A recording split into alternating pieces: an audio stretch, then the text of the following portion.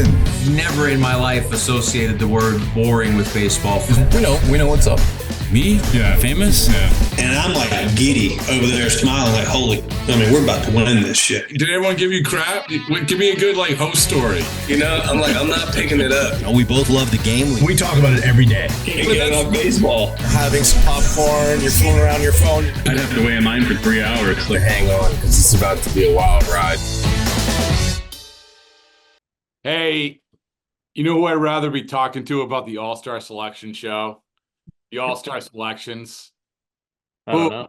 Nobody I'd rather than producer Evan. Nobody. Zero people. You are the only one, because we've been marching through this conversation for the last couple months because it's easy and it's fun and people like talking about it. Yeah. And I think that where we landed in doing this post All-Star selection review, or however you want to say it, where we've landed is a lot of predictable things, some really great things that we're going to talk about, and obviously some snubs, and which is always a time-honored tradition. So I guess where I'll start, Evan, we don't need to rattle off all the people can Google it, like who's in the All-Star game. We're gonna get to enough names. I guess the first thing I'll say is what's the thing that jumped out to you? Francisco Lindor not making it. Yeah, so as a Met fan, honestly, I didn't think that Pete Alonso was having an all-star caliber year this year. I felt like there was a couple guys. Christian Walker of the D-backs was another guy, outside of obviously the guy who's starting. But it was besides that, you had Christian Walker. And then I see Pete Alonso as the one representative. And I'm I thought Brandon Nimmo, a guy who's been on the pod before, great guy, and Francisco Lindor, I thought they had much better cases to be made. And they're leading the team in WAR, and they just had much better seasons, a much better case to be made than Pete Alonso. So I wasn't sure if that was just based on maybe they had too many shortstops and they had too many outfielders that they just went with the first baseman. But that, as a Met fan, that was the first thing that kind of jumped out to me, where I was really, our one representative would not be, Brandon Nimmo, who I thought was the most deserving, or maybe even Lindor, who's yet to make it, but Pete Alonso, a guy who's made it the past couple of years and is having a really crappy year this year. So. But you say Pete Alonso. Yeah. We're gonna do with snubs, and it's fine. But one of the snubs that's top of the list is Christian Walker. Exactly. It really is, because it wasn't like that you didn't have, to your point, it wasn't like you didn't have options with the Mets. You had Lindor, you had Nimmo, and you could have said JD Martinez too, right? Yeah. And then even if you wanted, there were so many great starting pitchers, but the other two guys are Severino, who's coming off a couple rough starts, so I could see why you'd leave him out. But if you wanted to take a pitcher, Manaea is having a really good year, so I could see him if they were low on pitchers and wanted to do that instead of a position player. But I just felt there was so many other names that when they showed the Mets logo on the screen and then Pete Alonso popped up, I was what? That's the guy who decided to send? You go, it's not even close with him, Alonso and Walker. Yeah, I know. You go to WAR, Alonso has a 1 WAR, Walker has a 2.8, home runs. It's all of it. Go down the list. It's Walker's, not that this matters, Walker's a better fielder, and he hits home runs. He has an OPS of let's see, what's Walker's OPS? It is, I should have looked this up. Yeah, this is stupid. It's Walker's OPS is 857 and Alonso is just shy of 800. So it's such a weird, because you look at obviously Bryce Harper's the starter, Freddie Freeman made it. And then Christian Walker is the guy that's that should be the third guy. And then you got Bush, you got Cronenworth. They're all better than Pete Alonso. But then you pick Pete Alonso at that position as compared to Lindor, who's relatively close, but obviously that's also a closer race. But then Brandon Nimmo, I think, has our best, he is our best chance. And he was the most logical case. He has a 2.3 WAR, which is third among left fielders. behind obviously Brian Reynolds and Jerickson Profar, the two guys that are in the All-Star game. And he was just having a better year. And I think just based on like the eye test, as Julian has like the podcast based on, it just seemed like Brandon Nimmo, when you're watching every day, you're like, he's a guy who deserves it. He's a guy who's deserved it the past couple of years. And it's just bizarre that Alonso's the guy that they decided to pick. Yeah. So before we go on, let's rattle off because, people are going to want to believe what we're saying and we need street cred. Why don't you rattle off what All-Stars have been on the podcast? Yeah. So Stephen Kwan, who you interviewed to talk about, being the hitter version of Joe Kelly after their face off there. Rafael Devers, obviously the three Red Sox guys, Rafael Devers, Tanner Houck, and Jarren Duran. Josh Naylor, the first baseman for the Guardian. CJ Abrams, the breakout star from the Nationals, the shortstop. Luis Ariz from the Padres, who's hitting really well. Mookie Betts, who, he made the team. It'll be interesting to see if he's able to play in the All-Star game. He might be a guy that ends up, helping another person get in right now. Jackson Merrill, who we just had on, the breakout rookie for the Padres. Chris Sale, who's such a crazy story and who's somebody that I don't even know when we were interviewing him earlier in the year if we thought that, he'd be doing this well. Obviously, all the Phillies guys, Zach Wheeler, Jeff Hoffman, Matt Strahm, Marcus Semien, Bobby Wood Jr., and then, just an incredible list. There you go. And we're probably missing some, but and you know what? A guy who might also get on, Brent Rooker.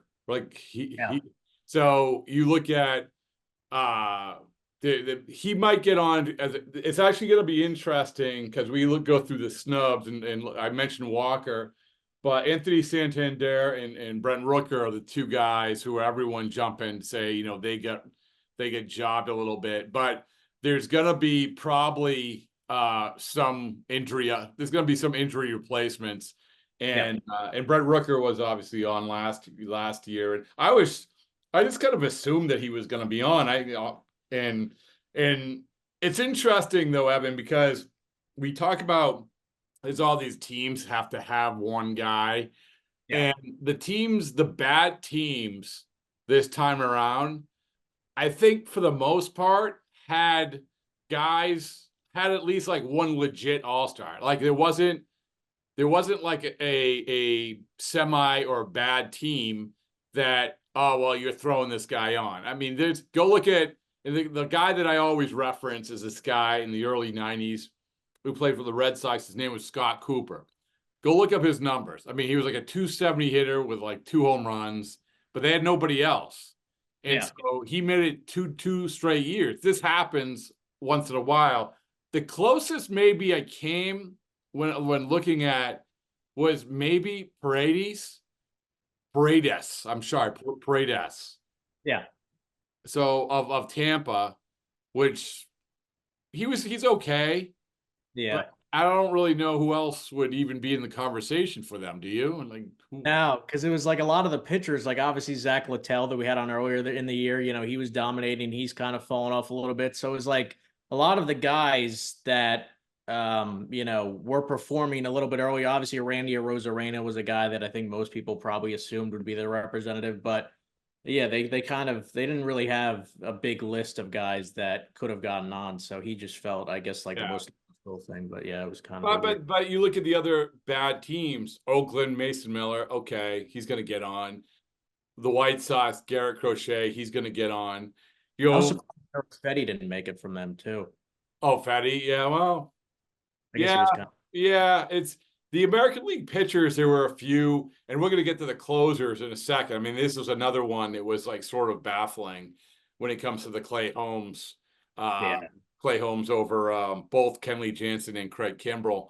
So undeniably, both of them had better numbers than Clay Holmes, but I guess Clay Holmes was the commissioner's choice.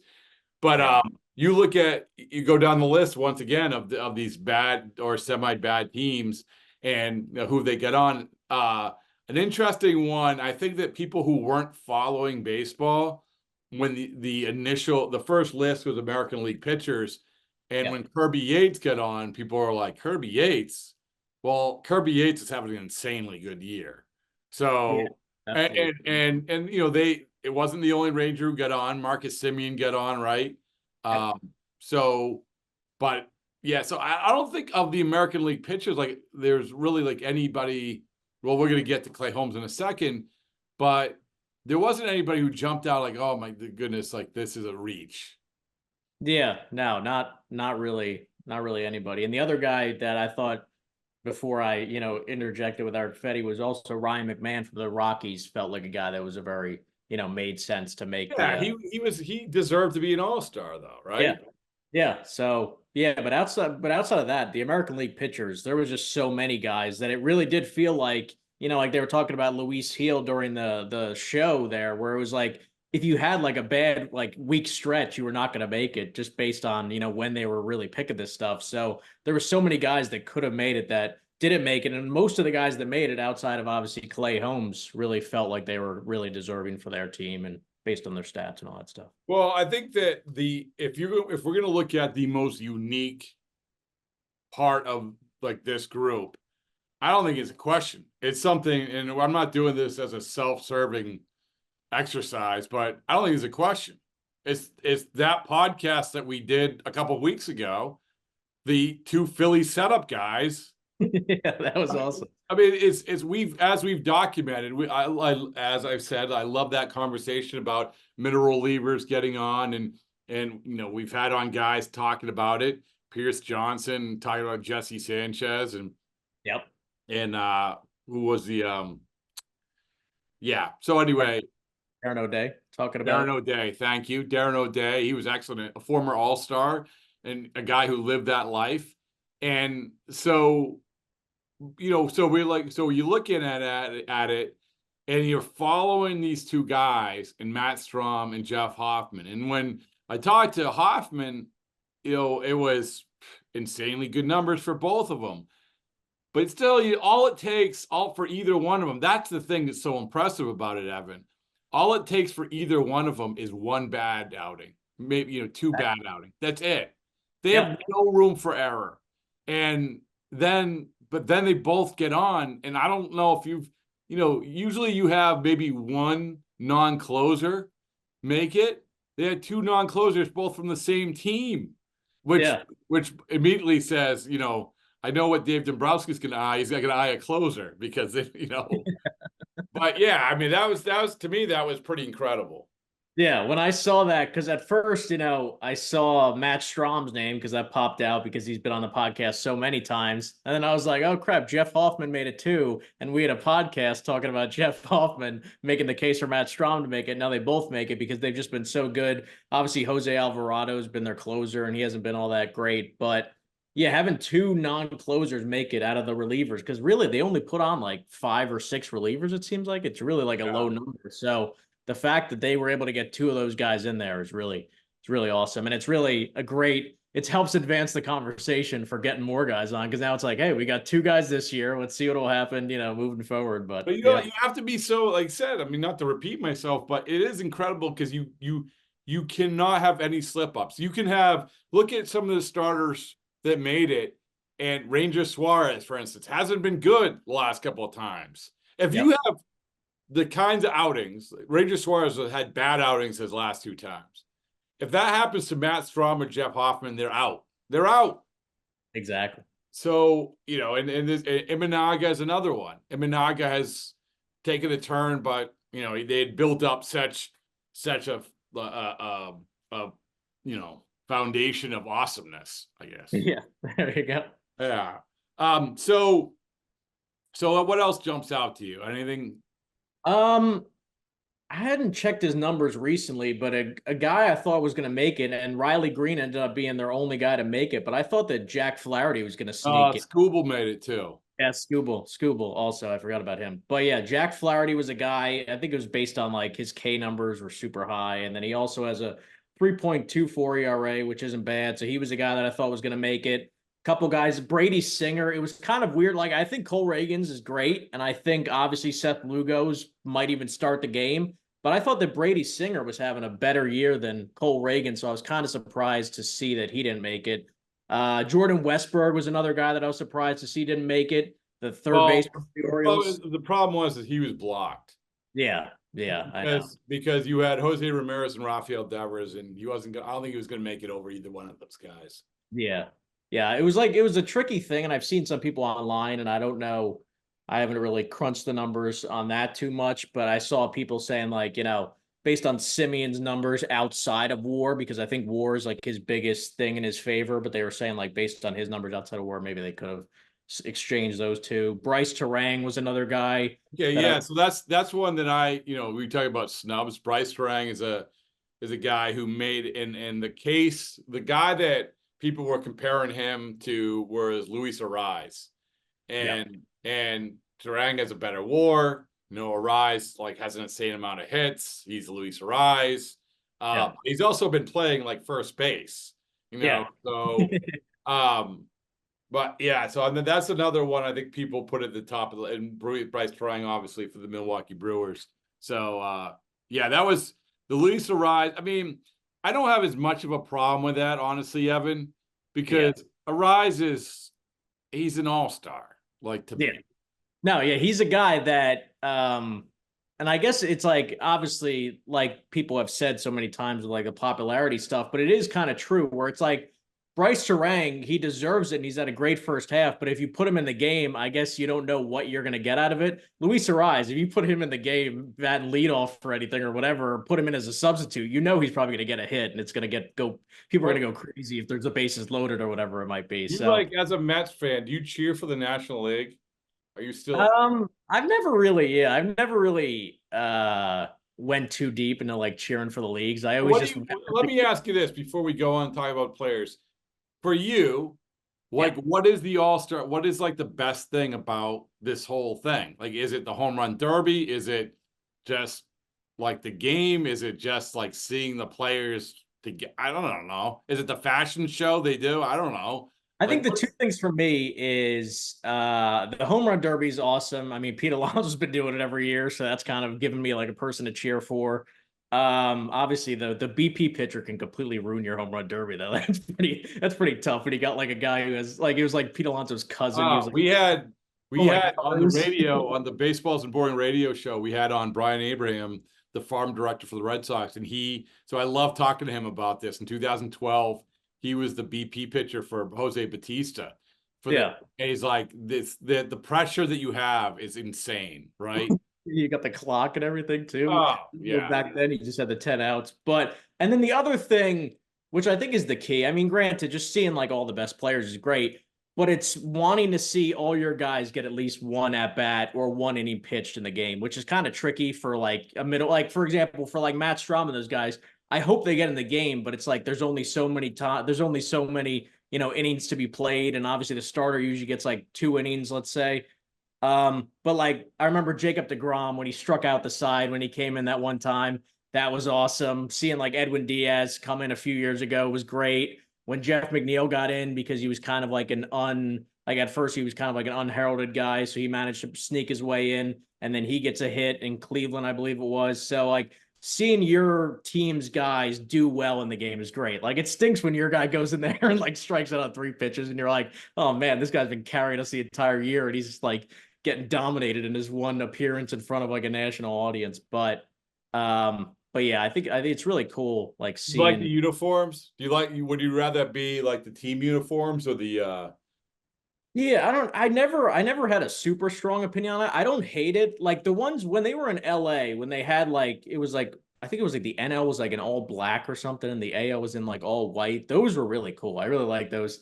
Over the years, like this year so far, what I've seen, it doesn't really look great. I prefer to just have like, the homes and aways, but I've never really had like a super strong opinion on them. Well, get a strong opinion before the All-Star game. It was crazy.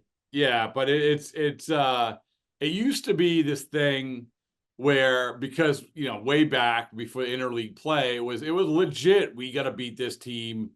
This is important. American League versus National League, and now it's everyone knows each other. Everyone gets together. Everyone gets along, and then you have that stretch where they tried to make it count for something, which it was in hindsight, not even in hindsight. I said at the time, it was the most ludicrous rule of all time to say that the winner of the All Star game got home field advantage. Yeah, It that's was, correct. Evan, it was crazy. It was crazy. It was like, because, and I kept pounding every time the All Star game happened. I kept like, this was my rant. Yeah. Covering the All Star game, you would go. What would happen is, guy would get like the player that you're covering for the team, they would get taken out. So you go down and wait outside the clubhouse. I don't know. It could be like the 5th inning, and you see the players leaving. The players who are left the game, they're leaving. They're on their private jet in the 6th inning, which is okay, fine. You want to get a jump start, but my point is that this is supposed to matter for home field advantage. And it was and a the crazy part about game. that. Yeah, and the crazy part about that too is, I mean, one, trying to explain that to a person who like only really tunes in for the postseason is kind of crazy. Being like, oh, we had this. Remember the All Star exhibition game? That I think it was like such an under the radar like bout of idiocy. It's great. It was, like, to your point, when you get to the World Series, I don't think people like even thought about it. Like, oh, okay, do we have home field advantage? Oh, I guess not. Okay, whatever. Yeah. But No, it's that's because of some stupid All-Star game. It's because like, you probably would forget it by the time, the World Series came around. It's like, oh yeah, we forgot we lost that game because a guy, hung a pitch to a guy who's like hit 40 home runs this year. So yeah. But I do think, the thing is, and I do think it has been much more about the entire, I guess it's 4 days now, right? 4 days, the entire 4 days, and it is about the game. It really is. I think more than ever. I think a big part of that is because the futures game has taken on more interest, because I think that the conversation with prospects is bigger than ever. So people before, when they started the futures game, people didn't even know who was playing. Might as well have been like a college all-star game. We didn't know. Exactly. So you have that, and then obviously they jam the draft down the throat of baseball, the All-Star game. So that's something. And then Monday you have the home run derby, and so that's always cool, whatever. And then you have the game. So yeah, so it is interesting because I love I love covering the All-Star game, and Evan, the biggest reason I love doing it, I've always loved doing it, is because they make in case people don't know, on earlier Monday, they make everyone sit at a table, American League and then National League, or National League and then American League. Everyone has to sit there for suppose like 40-45 minutes and answer questions. And like Ohtani, you can't get near him because there's like 10 deep of people, but people, like, I don't know, like the Matt Stroms of the world, or David Bednar last year, right? He's just sitting there. You just talk to him, you go around and you can ask stupid questions. So, I remember our guy Coop asked Trout about the fantasy baseball league commissioner, got a lot of buzz. So anyway, that's my favorite part about it. But I'm going off track. I'm sorry. I apologize. No. And then the other part I like is when they're introducing the guys and they're like all standing in line, because it's it brings up that same conversation that you've had in the past, where it's like, what do you exactly do? What do you do? Do you like tip your hat? Do you like act like they're like stare like right through the cameraman? You gotta do, like I said, you gotta like curtsy, like do something, or write something on your hat and shove it in the camera. I don't know. But yes, there's so many different things. But so to go back to the actual players who are playing it, another one that jumped out was Jackson Merrill, because if anyone said that Jackson Merrill was going to be on the All-Star team on June 1st, they would be like, "You're nuts." Yeah, that's how good he was in June. It was crazy, and I would imagine this has happened to somebody, but he was as we know from our clip where he talks about signing toasters, that he was in the futures game last year. Yeah. And now he's in the All-Star game. Probably not a lot of guys have done that, right? No, I can't think of too many. I think that's honestly what MLB would love for to happen more, so that more guys, be like, oh man, I'm playing in the futures game, because it's just like brings so much buzz. But yeah, I mean, it's crazy how you could be talking to a guy, you're probably going to be talking to guys at the futures game this year, and they'll be given very crazy answers, and then it's like a year from now they're going to be a guy that's sitting at one of those tables with like a million Yeah. people around them. Well, and then the extreme is Paul Skeens. Yeah. So, did you think were you pretty confident Skeens was getting in? Yeah, I mean, I think he kind of has, like, I mean, obviously nowhere near as crazy, but he kind of has that like it factor, and that like kind of like fan factor, where it felt like it would be kind of like bad for the league if they left him out. Right. Like, I get This is supposed to be showcase like entertainment for baseball. exactly. And I'm trying to think of a like example, and like no disrespect to Eric Fetty, because if Eric Fetty was on the team, we would have had another person on the podcast who was on the team. There you But go. let's just say, like, the National League version of Eric Fetty, if he made it over Skeens, people be like, I want to see Skeens, Yeah, So- exactly. So it's like, it's one of those things where it's like, I get that like people who've been around, players who've been playing for like 20 years and are like have the numbers to get in. I could see why they'd be annoyed about it or whatever. But at the same time, it's like, that's a guy that some people that don't even really like, are kind of casual fans of baseball, they know him from the College World Series, and now obviously with the Pirates. Should he start? Who should start? Who are the starters who are the producer Evans starters? I mean, I'd love to see Seth Lugo start. Granted, I know that it's like all crazy because it's like, oh, we started 2 days before, so now he's no longer an option or whatever. But if I had it my way, I think Seth Lugo for the AL, just because he's been so dominant and it's just such a cool story. And then trying to think who for the NL. Well, I can tell you who I think is going to. Who? I think Sale's gonna. Sale, yeah, that would be an awesome one, or maybe like a Sale Houck. That would be pretty funny to see like a two Red Sox guy. Well, I think I don't know how Scooble lines up, but but I mean, I think Scooble probably is high up on the list. That would be the Houck Sale thing. I haven't even thought about it. Obviously you have the Red Sox connections, but another subtle thing about that, everyone in baseball, like in the innards of baseball, knows this. That if you juxtapose the righty-lefty version of Houck and Sale, it's almost exactly the same, which is this bizarre arm angle. I've heard so many people talk about that in baseball. So I mean, I don't think Skeens, again, you would love to see it, but I don't think it's gonna happen. And I feel like they always try to have like one of the hometown pitchers start, but I mean, Kirby Yates isn't going to be starting, so so they got nothing going on that side of it. Okay, so speaking of Kirby Yates, he makes it, and there's no way around it. His numbers are so good, and it's a great story. I mean, the guy used to be awesome, then he wasn't, and now he's awesome again. But you have Clay Holmes, and Clay Holmes has got off to an unbelievable start, not good lately.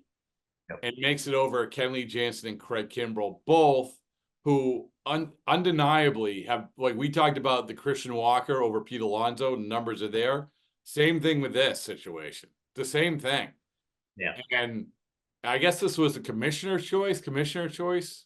Yeah, I don't know. They didn't really lay it out like what exactly that was. I don't know exactly. Yeah. So somebody has said, I think Ian Brown had said this. I don't know if it was just to me or whatever, but he's like, Kenley ripped Major League Baseball for the balls. Oh, yeah. But if Matt Straw made it, so you got yeah. So you go by the numbers though. It's and I don't, Kimbrell. I don't know. I with Kimbrell, I've seen enough bad Craig Kimbrell. I know. Yeah. Absolutely. When they first signed him, I was like, man, that's who the Orioles want to be, the guy who's going to like try to. Yeah, we've talked about this, but having obviously followed Kenley, I do think like that. It's been a weird year because he had a couple bumps in the road early because he had the weird spring training, but I do think that he's deserved of an all, like I thought he was going to get in, honestly. Yeah, no, it's like he always, regardless of how he like starts, he always seems to have the numbers to at least put him in contention every single year. So yeah, so I'm just looking up Kimbrel. Yeah, I mean he's been good. I mean, there's no way around it. And I don't you have a 2.16, not the ERA is everything, 2.16 ERA. It's 22 saves. Yeah, he's 50 strikeouts, only 14 walks. He's been really good. And he made people forget, I mean, he made the All-Star team last year for the Phillies. So yeah, he's a good guy. It seems to and they were even, I saw some people with like Hunter Gaddis for the Guardians. He has a 1.31 ERA and he has like a 1.6 WAR as compared to a 0.5 WAR. And it was like all the numbers are better too. So it feels like every fan base is putting out a reliever that they think is better than Holmes, which they're all very talented. But okay. So then you go to Kenley, 2.08 ERA. He has 17 saves because, like I said, he got off a little bit of a slower start. But same sort of deal. And Holmes has a 3 ERA. I know people, especially for relievers, they're not the be all end all, but still, it's a starting point. Yeah, it kind of becomes one of those things where it feels like, and it kind of felt a little bit like that this year too, and it should be that way. But it's like the teams that have the best record, they feel the need to put in like at least 4, 5, 6 guys, regardless. And it's like, even though the Red Sox have a good record, the Yankees, even though they've been crap lately, started off so good and have such a good record that they're like, oh man, they only have Judge and Soto. We got to make sure we put in at least one more guy or something to try to get them. So the Orioles are another team. They had a lot of, they said, like Jordan Westberg and Santander and a few other guys, but it'll be interesting, some of these injury replacements. Some of the stuff we're talking about probably will be moot because of injury replacements. I noticed, obviously we're going to probably replace Mookie, Kyle Tucker, right? He's not going to. Tatis, who's one of the starters, is apparently probably not going to play, so they'll have to put a new guy. And Correa got hurt. Correa got hurt too. Yeah, so that'll be interesting. So Correa, who is the guy? And I think he was their only representative too, so it'd probably have to be a Twin. So you still need a shortstop. I mean, what are you gonna have? Who's the backup shortstop for the Twins? I mean, I don't. Yeah, I know, because I guess you can't replace like a Correa with a pitcher, because they have like Joe Ryan and Simeon Woods Richardson are dominating on the mound, but I guess you can't really replace a pitcher or a position player with a pitcher. Let's see. Let's see if we can do this. Is there a pitcher who is going to be on the injured list too? No, probably not. Right? I don't think so. But the tricky thing with pitchers is sometimes the manager will like start them on Thursday or Friday, and then they'll be like, I'm not going to pitch because but they still go. Like, they don't take them off the roster. Yeah, true. Yeah, who would even be, like, now I'm sort of curious, like, who would be the shortstop? The Twins thing aside, who would be the next shortstop in line? Oh, for like the NL, for Mookie, you mean? For the American League. Yeah, the next shortstop. I don't know. Pull up the shortstop numbers, American League. Yeah, I know I should have played. Witt, Correa, Gunnar Henderson. After him, Jeremy Pena's having a decent year. 278, 7 home runs, 40 RBIs. Well, okay, that's how you do it. Yeah, I solved it. Yeah, Jeremy Pena makes it. Then you put a pitcher for Kyle Tucker. Yeah, there you go. No, wait. Jeremy Pena makes it. Yeah, and then you put a Twins pitcher for Kyle Tucker. Yeah, so they have this guy Gus Varlin, who's a reliever. If they want to do another reliever, or Joe Ryan or Simeon Woods, it doesn't matter. Pick one of those guys. Yeah. So and you can be an outfielder short. Yeah. I mean, the problem. Because basically, with Torey Lovello and Bruce Bochy, you're essentially just like, it's like you only really need to make one change, and then you make 2 changes if you really have to. So if they're one outfielder short, they're like, hey, That's one less, swap I have to make in like the seventh inning when people are kind of checked out. So. Here's the biggest question of the whole event. The whole event. What name did you just mention? Torey Torey LaMelo. Yeah. Hey, Put a baseballs and boring sticker in his hat. there you go. And then put money on the NL to win. There you go. Exact. I mean, I actually could add him to our list now that I think about it. Yeah. For real. oh yeah, come on, let's go. We could add some other people too. Yeah, like I think the coaching staff for the Futures game, we've had some people on. We've had people for the Futures game on. So it's gonna be a good time. It was fun conversation leading up to it. It'll be fun this week leading up to this. And we have to think of a good sort of wasabi, some wasabi stuff to do out of the office. I can't give them wasabi. I can't make these guys. Oh, that would be insane. Imagine being on the mound and like probably one of the. I mean, it's for these guys. I don't really know how pressure filled it is. For these guys at like an all-star game. It's not pressure filled at all. It's like So then it's like wasabi might not. Listen, let's be honest for a little bit. Evan, there's parties on Monday night. If they're not, I see these guys dragging in. Believe me, they're dragging it anyway. What's wrong with a ping pong ball size of wasabi on top of it? So here's another thing. Besides putting a sticker in your hat if you want to win, if you want the best hangover cure of all time is wolfing down a ping pong ball size of wasabi. Yeah, you might have to sit in the fetal position like Tristan Casas said for a little bit, but hey, you'll get. It's like Casas said, you're just in the fetal position for a little while. I didn't even understand what he was like saying. He was in the fetal position, then he wasn't, then he was good, then he wasn't, then it was no big deal. I don't know. Anyway, we'll do it again.